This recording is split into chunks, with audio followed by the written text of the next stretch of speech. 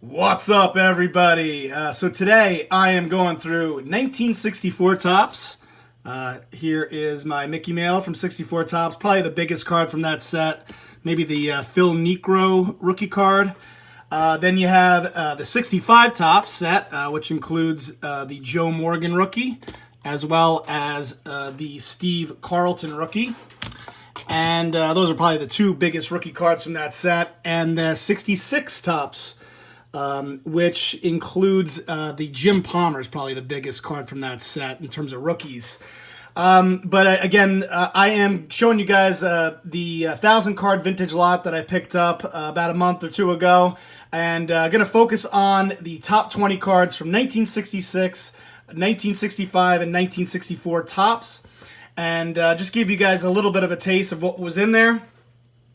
So you have, this is 65 Topps, and here are some of the cards from that set that obviously did not finish in the top 20, but all really nice looking cards. Check that out, Pedro Gonzalez. Went a little bit out of order here. Then, of course, there's 64 Topps, and I got a bunch of cards from 64 Topps. What I think is interesting about 64 is on the back, they all have this question here, and then I guess kids would rub off the answer with a nickel, and you can see here who won the most double headers in a season. Joe McGinnity, Giants, 1903, which, by the way, I was completely confused.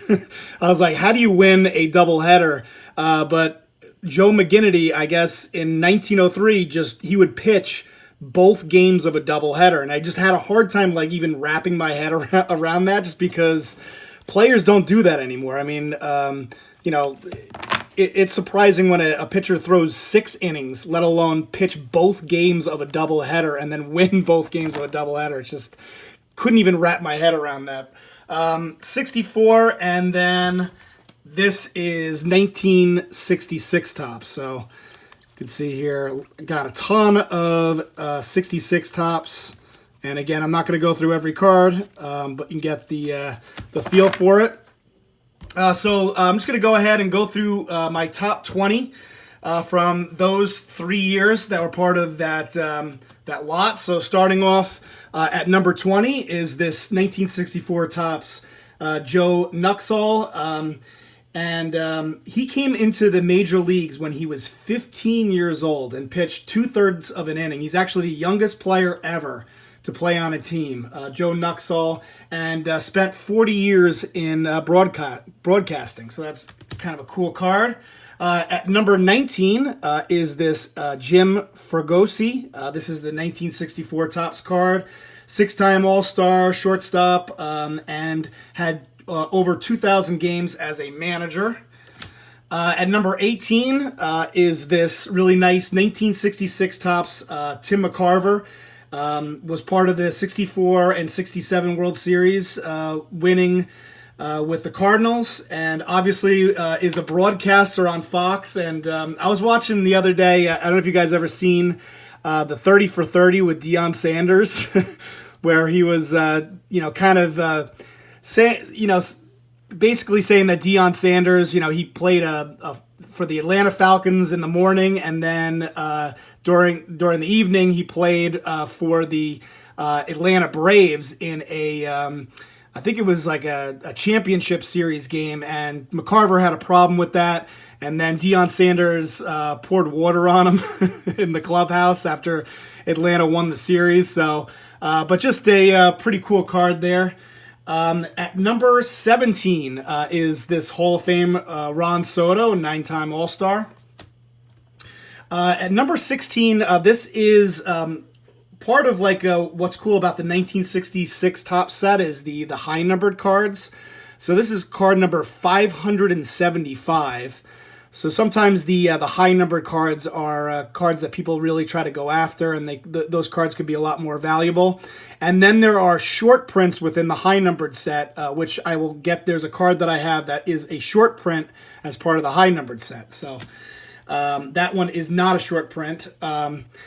The next one, number 15, is this Sandy Koufax card, along with two other guys that were ERA leaders in 1963. And you can see here on the back, Koufax had a 1.88 ERA that year, which is insane. So 1964 tops.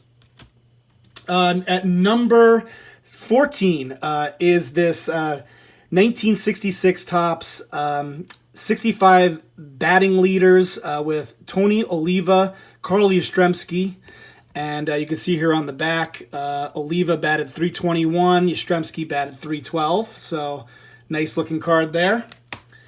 At number 13 is the 66 tops Lou Brock. You can see here, I thought it was kind of interesting that there's no stolen bases on the back, which obviously Lou Brock was a specialist in.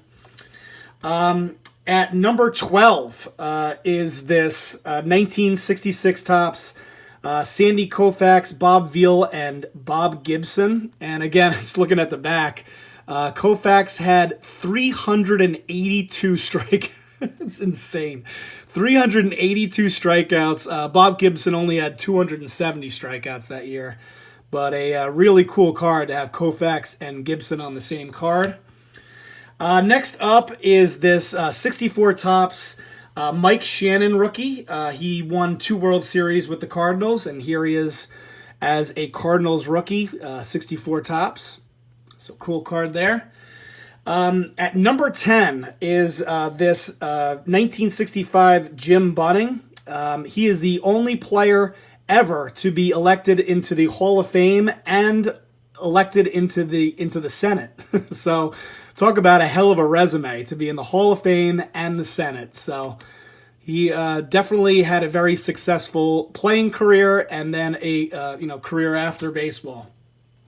At number 9 is this second year Willie Stargell.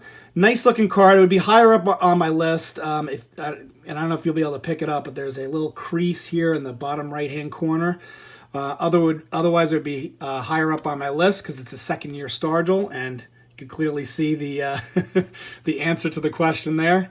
What is that? Ty Cobb is the answer. Another 64 tops. This time it's Willie McCovey. Obviously another Hall of Famer. And there's the back. Another 64 tops, a Lou Brock. Yet another Hall of Famer. And you can see here only a couple years in the league there for Lou Brock.